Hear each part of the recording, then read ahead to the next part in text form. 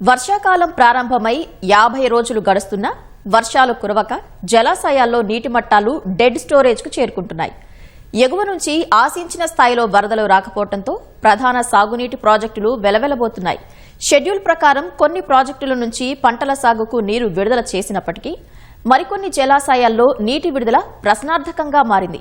జలాశయాల్లోని సంక్షోభ పరిస్థితులు వ్యవసాయం, తాగునీటి సరఫరాపై తీవ్ర ప్రభావం చూపుతోంది. ఎడారిని తలపిస్తున్న సాగునీటి ప్రాజెక్టుల ప్రస్తుత పరిస్థితులు, తీసుకోవాల్సిన చర్యలపై మా ప్రతినిధి సాయికృష్ణ గ్రౌండ్ రిపోర్ట్.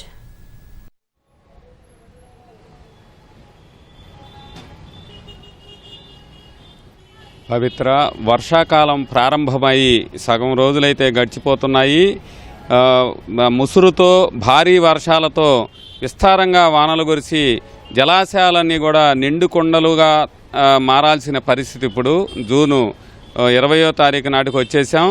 ఈ పరిస్థితుల్లో అయితే ఎక్కడా కూడా వర్షము కురవక నదీ పరివాహ ప్రాంతాల నుంచి ప్రాజెక్టుల్లోకి నీరైతే రావటం లేదు.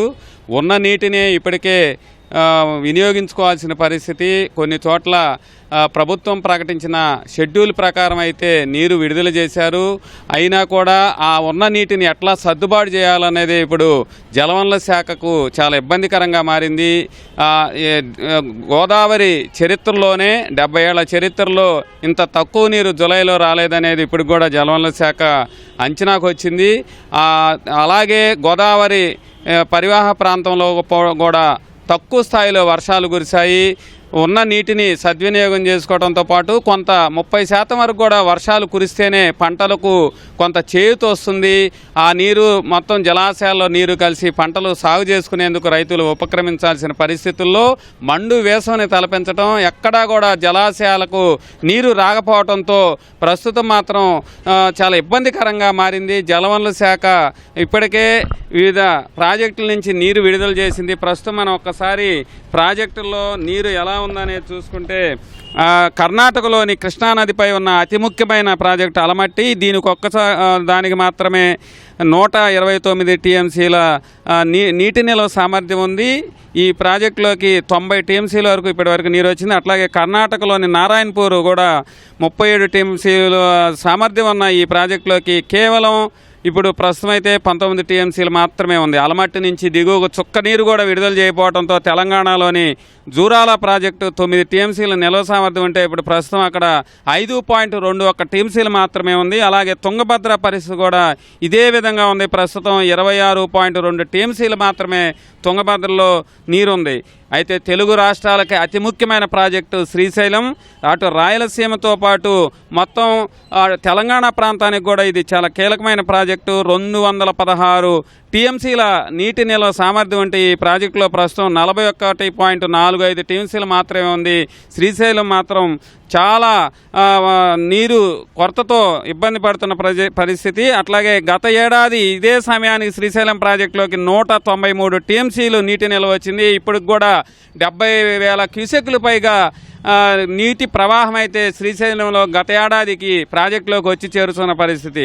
అలాగే తెలుగు రాష్ట్రాలకు అతి ముఖ్యమైన మరో ప్రాజెక్టు కృష్ణా పరివాహ ప్రాంతంలో నాగార్జున సాగర్. ఇక్కడ పూర్తిస్థాయి నిల్వ సామర్థ్యం 312 టీఎంసీలు అయితే గత ఏడాది 236 టీఎంసీలు ఈ పాటికే ప్రాజెక్టులోకి నీళ్ళు జలాశయంలో ఉంటే ఈసారి మాత్రం అది 137.69 టీఎంసీలు మాత్రం ఉంది. సగం కంటే తక్కువగా పడిపోవటం ప్రస్తుత పరిస్థితికి ఇది తార్కాణంగా నిలుస్తోంది.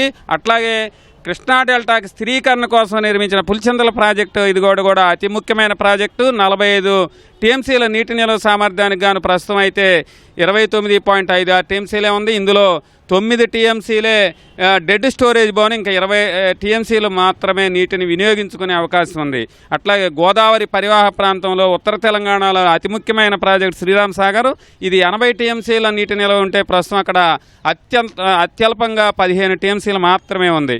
ఇక మనం గోదావరి డెల్టా, కృష్ణా డెల్టాకి ఊపిరిపోసిన పట్టిసీమ ఎత్తిపోతల ఇక్కడ కూడా 14 అడుగుల మీటర్ల నీటి మట్టం ఉంటేనే కృష్ణా డెల్టాకి నీరు వస్తుంది.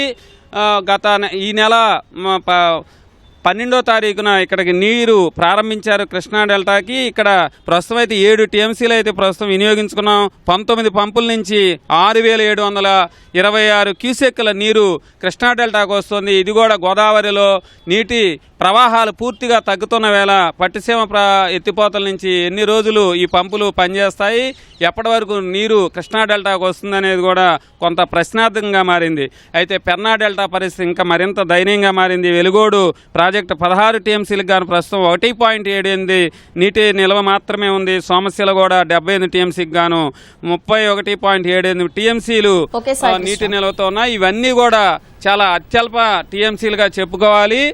ఇప్పటి వరకు కూడా ఆశించిన స్థాయిలో వర్షాలు రాకపోవటం, కురవకపోవటం, ప్రాజెక్టుల్లోకి నీరు చేరకపోవడంతో రాబో రోజుల్లో నీరును పంటలకు ఎట్లా సర్దుబాటు చేస్తారన్నది కూడా కొంత ఇబ్బందికరంగా మారింది. ఇప్పటికే పంటలు పొలాలన్నీ కూడా బీడువారుతున్న పరిస్థితి, నారు వేసిన దగ్గర ఎండిపోతున్నాయి. అట్లాగే కొత్తగా నారు వేయటం, పంటలు సాగు చేయడానికి మాత్రం కొంతగా వేసేందుకు కూడా రైతులు జంగుతున్నారు.